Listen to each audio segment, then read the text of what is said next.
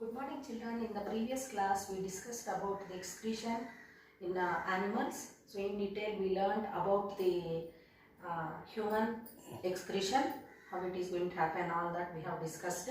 Today we are going to discuss about excretion and release of materials in plants. Excretion and release of materials in plants.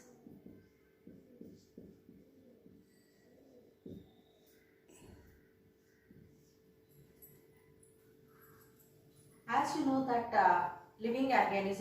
all living organisms have to eliminate the waste materials in the process of excretion.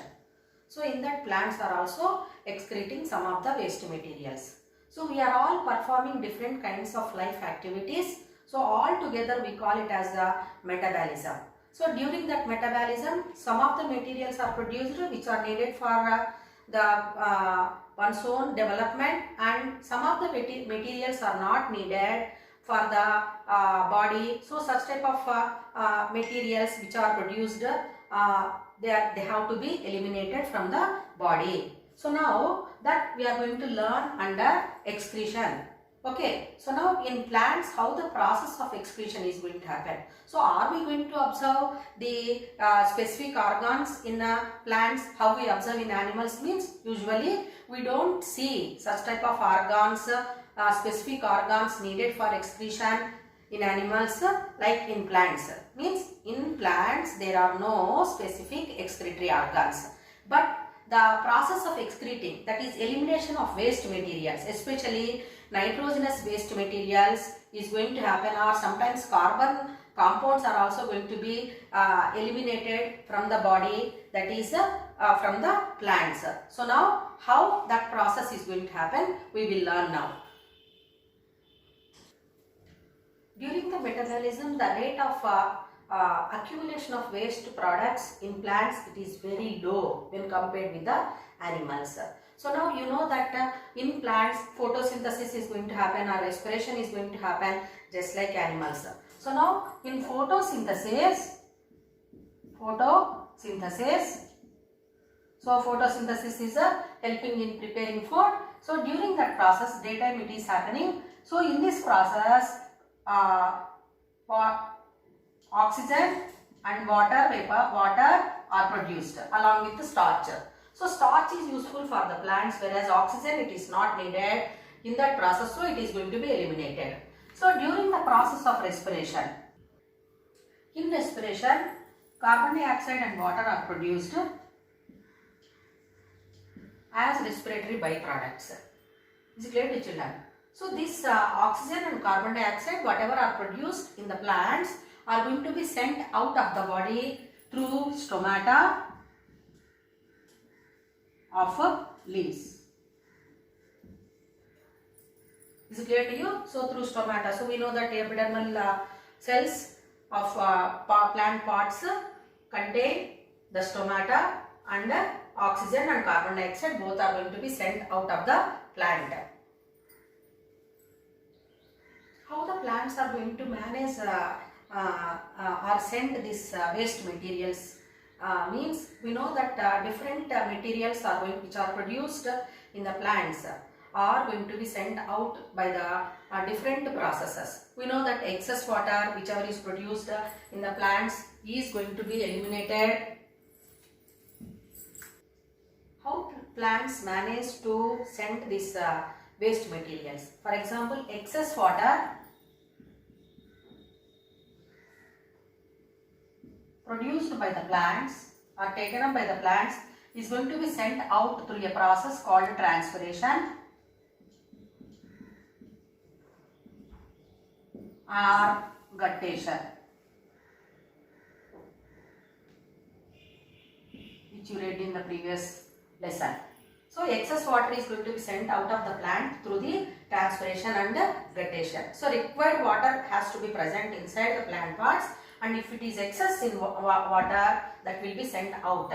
And so many chemicals which are going to be produced in the plants during metabolism are going to be stored in different parts of the plant like leaves,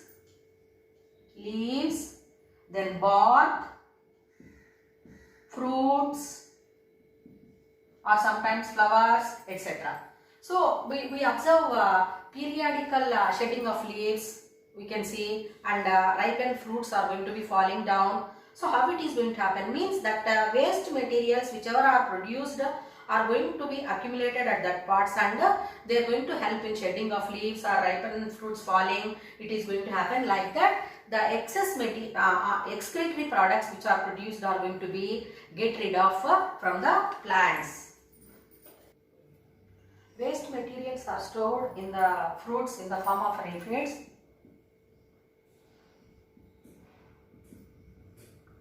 Means some poisonous chemicals are stored in plants. Several waste products are produced in plants. They are stored in different parts and they are going to help in a defense mechanism. So that is the reason the herbivorous animals are not going to eat them because of the poisonous chemicals which are present in them. So they cause harm to the herbivorous animals. So in that way the plants are getting protection from eaten away by the herbivorous animals. Now we will be observing weeds which are said to be unwanted wild plants. They are having some smell, peculiar smell will be there. So those are also because of the waste materials which are produced during the metabolism in the plants. Okay children, so that's why weeds are not eaten by the herbivorous animals. Is it clear to you? Altogether what we can learn with this means in plants the products which are produced are of two types. Okay, so what are those two types? Plants are going to excrete different types of materials by secreting like chemicals. Different chemicals are secreted and they are going to be stored in different parts of the plant. And example you can take chemicals like gum you can take. So that gum whichever is produced secreted by the plant, it is going to help in repair work. Means any injured part is there, so after few days because of sticky substance oozing out from the cut portions of the plants will help in healing. Some chemicals which are produced, so they act as attractants. Okay, so you can take fragrance of flowers or fruits you can take, or any other part of the plant, good smell or bad smell it will be there. So what it will help, so for example it will help in pollination. So now we can take nectar which is produced by the flowers. So it will help in pollination. Not only nectar, and scented smell, fragrance.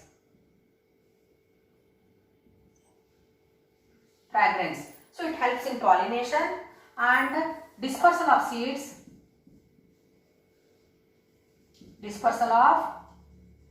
seeds. And nutrition, process of nutrition is also going to happen. So in what way you can take the chemicals whichever are produced by a kind of bacteria. So what is that bacteria example? Rhizobia. Rhizobia bacteria is present in the root nodules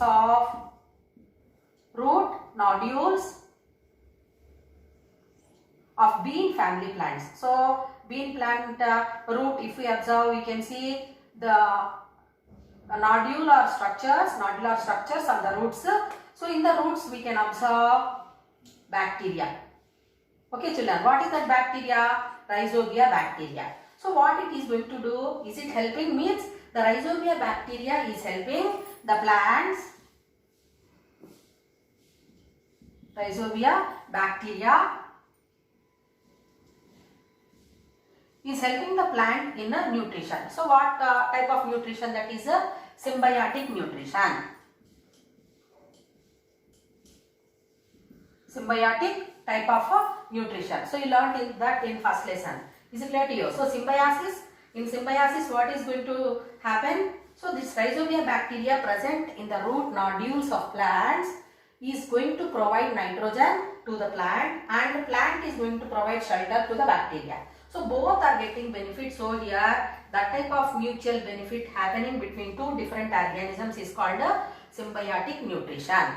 You can take another example also, like picture plants. If we take like insectivorous plants. Insectivorous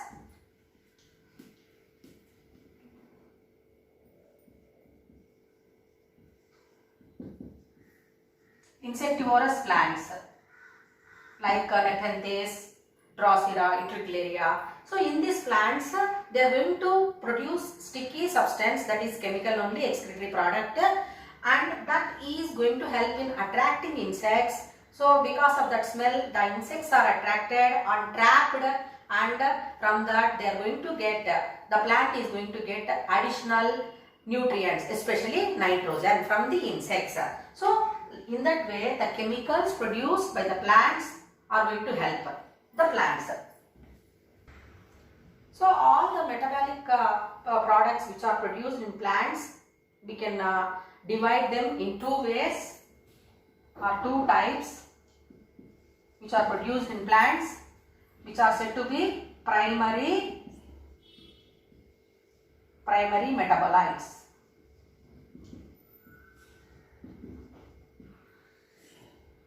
Primary metabolites.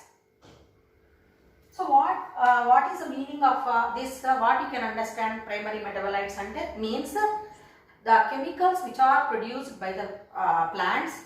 Example you can take in photosynthesis. So they are going to produce useful materials for growth and development. Growth and development.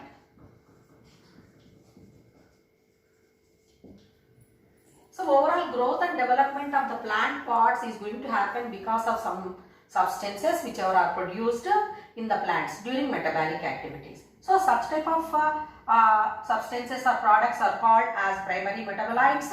Example, we can take fats, proteins, carbohydrates, etc. So these are helpful for the plants growth and development. Whereas some other chemicals are produced during that metabolism and they are not needed for the plants. So such type of materials are called as a secondary metabolites. So the secondary metabolites are not needed for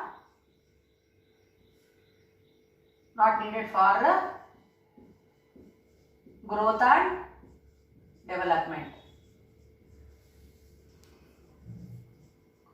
So such type of substances are called as secondary metabolites. They may be carbon compounds or nitrogenous compounds.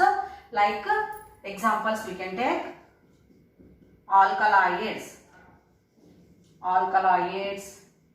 gums, resins, latex, etc. Okay children.